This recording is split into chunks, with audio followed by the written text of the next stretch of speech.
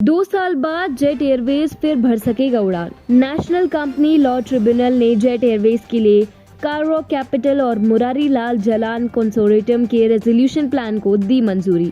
Resolution plan को 90 दिनों के भीतर अमल में लाने के आदेश दिए गए हैं। एयरलाइन कंपनी नए एयरक्राफ्ट के लिए बोइंग और एयरबेस जैसी बड़ी कंपनियों से बातचीत कर रही है ताकि नए फ्यूल क्षमता वाले एयरक्राफ्ट को लीज पर ले सके। नमस्कार, TFI पर आपका स्वागत है और मैं दीक्षा नेगी आपको बताने जा रही हूँ जेट एयरवेज को नेशनल कंपनी लॉ ट्रिब्यूनल से रेजोल्यूशन प्लान को मिली मंजूरी के बारे में, जिससे ये एयरलाइन जल्द ही उड़ान भर सकेगी। एक समय में देश की सबसे बड़ी एयरलाइन कंपनी रहने वाली जेट एयरवेज एक बार फिर से शुरू होने जा रही है। रिपोर्ट के अनुसार national company law appellate tribunal की मुंबई बेंच ने दिवालिया प्रक्रिया से गुजर रही जेट एयरवेज के लिए ब्रिटेन स्थित कार्रो कैपिटल और UAE स्थित उद्यमी मुरारी लाल कंसोर्टियम के रेजोल्यूशन प्लान को मंजूरी दे दी है। हालांकि इस मंजूरी के साथ कुछ शर्तें भी जुड़ी हुई है। कंपनी द्वारा समय पर कर्ज चुकाने में विफल रहने के बाद भारतीय स्टेट बैंक के नेतृत्व में कंपनी के कर्जदाताओं की समिति ने दिवालिया प्रक्रिया की अनुमति मांगी थी। NCLT की मुंबई पीठ ने मंगलवार को समाधान योजना को अनुमोदन देते हुए कहा कि यह 90 दिनों के भीतर अमल में आ जानी चाहिए। CNBC TV18 की एक रिपोर्ट के मुताबिक जेट एयरवेज को स्लॉट मुहैया कराने के लिए Directorate General of Civil Aviation और मिनिस्ट्री ऑफ सिविल एविएशन को 22 जून से 90 दिनों का वक्त दिया गया है। कंपनी के स्लॉट पर सिविल एविएशन रेगुलेटर आखिरी फैसला लेंगे। जेट एयरवेज के इंसॉल्वेंसी रेजोल्यूशन प्रोफेशनल यानी RIP आशीष छापचरिया ने बताया कि वे NCLT के फैसले से खुश हैं। उन्होंने यह भी कहा कि DGCA अब NCLT के फैसले को चुनौती देगा। बता दें कि एक समय 120 हवाई जहाजों का बेड़ा रखने वाले और दर्जनों घरेलू व सिंगापुर, लंदन और दुबई जैसे स्थानों पर इंटरनेशनल फ्लाइट संचालित करने वाले जेट एयरवेज को अप्रैल 2019 में अपनी सभी उड़ानें बंद करने को मजबूर होना पड़ा था। उस वक्त कंपनी के पास जो स्लॉट थे वे दूसरी एयरलाइन कंपनियों को अलॉट कर दिए गए थे। प्रतिद्वंदी एयरलाइन कंपनियों की फ्लाइट्स की कम कीमत के कारण इसे भारी घाटा उठाना पड़ा था।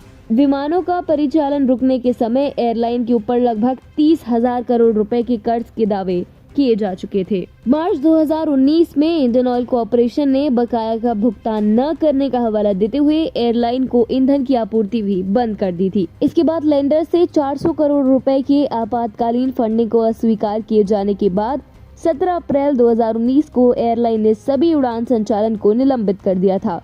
यही नहीं, इंटरनेशनल एयर ट्रांसपोर्ट एसोसिएशन में इसकी सदस्यता भी निलंबित कर दी गई थी।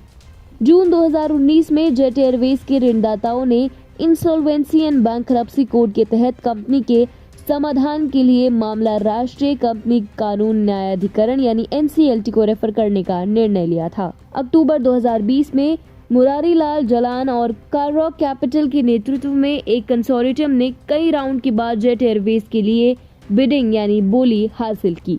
इसके बाद जेट एयरवेज की दोबारा उड़ने की उम्मीद शुरू हुई है। रिपोर्ट के अनुसार जेट एयरवेज के कुछ प्रमुख ऋणदाता SBI, yes bank, IDBI bank और कैनरा बैंक है। SBI के तहत आने वाले 13 घरेलू बैंकों और वित्तीय संस्थानों ने 5,776 करोड़ रुपए का दावा किया था। माना जाता है कि कार्रो जलान कंसोर्टियम ने जेट एयरवेज के वित्तीय लेनदारों, कर्मचारियों और अन्य कर्मचारियों को 5 साल की अवधि में पुनर्भुगतान के रूप में 1,183 करोड़ रुपए की पेशकश की है। इसने वित्तीय लेनदारों को जेट एयरवेज में लगभग 9.5% हिस्सेदारी और जेट प्रिविलेज में 7.5% हिस्सेदारी की भी पेशकश की है। कार्लो जलान कंसोर्टियम ने अगले 5 वर्षों में बैंकों, वित्तीय संस्थाओं और कर्मचारियों को 1200 करोड़ रुपए के भुगतान का प्रस्ताव रखा है। इसकी 30 विमानों के साथ जेट एयरवेज को फुल सर्विस एयरलाइन के तौर पर स्थापित करने की योजना है। इंसॉल्वेंसी एंड बैंकरप्सी कोड के तहत यह समाधान प्रक्रिया पिछले 2 वर्षों से चल रही है, लेकिन अब NCLT की मंजूरी एयरलाइन के लिए आशा की एक किरण लेकर आई है, जो 6 महीनों के भीतर परिचालन फिर से शुरू कर सकती है। यानी एक समय में देश की शान माने जाने वाली जेट एयरवेज एक बार फिर उड़ान भरने को तैयार है। एक तरह से देखा जाए तो यह IBC के कारण ही संभव हो पाया है। जेट एयरवेज को दोबारा से शुरू करना IBC यानी इंसॉल्वेंसी एंड बैंकरप्सी कोड की भी जीत मानी जानी चाहिए।